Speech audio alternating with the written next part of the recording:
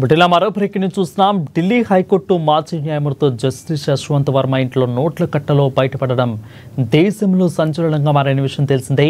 అయితే జస్టిస్ యశ్వంత్ వర్మ ఇంట్లో కాలిపోయిన నోట్ల కట్టలు బయటపడ్డ వ్యవహారంలో తీవ్ర వివాదం తలెత్తడంతో ఆయనపై అభిశంసన చర్యలకు ప్రారంభించేందుకు కేంద్రం చర్యలు తీసుకుంది.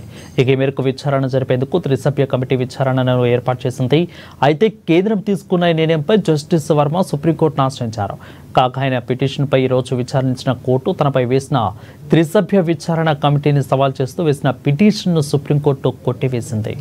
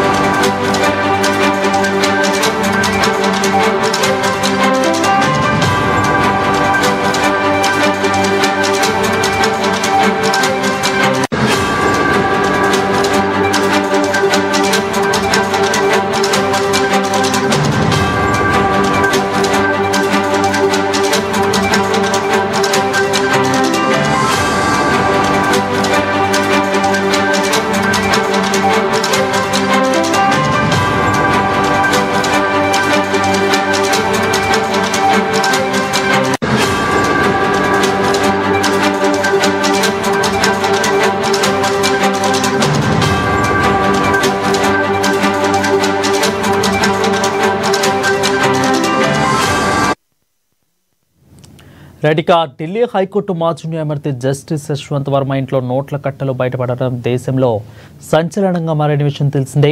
అయితే జస్టిస్ యశ్వంత్ వర్మ ఇంట్లో కాలిపోయిన నోట్ల కట్టలు బయటపడ్డ వ్యవహారంలో తీవ్ర వివాదం తలెత్తడంతో ఆయనపై అభిశంసన చర్యలకు ప్రారంభించేందుకు కేంద్రం చర్యలు తీసుకుంది. ఈ మేరకు విచారణ జరిపేందుకు త్రిసభ్య విచారణ కమిటీని ఏర్పాటు చేసింది. అయితే కేంద్రం తీసుకున్న నిర్ణయంపై జస్టిస్ వర్మ సుప్రీంకోర్టును ఆశ్రయించారు.